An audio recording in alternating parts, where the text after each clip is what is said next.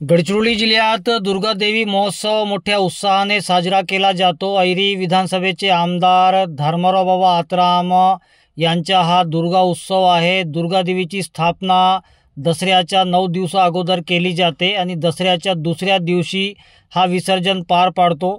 मोठ्या संख्येत भाविक या ठिकाणी आपल्याला बघू शकतो, आपण पाहू शकतो आणि हा विसर्जन आज संपन्न होत आहे। मोठी गर्दी इथे पाहायला मिळत आहे।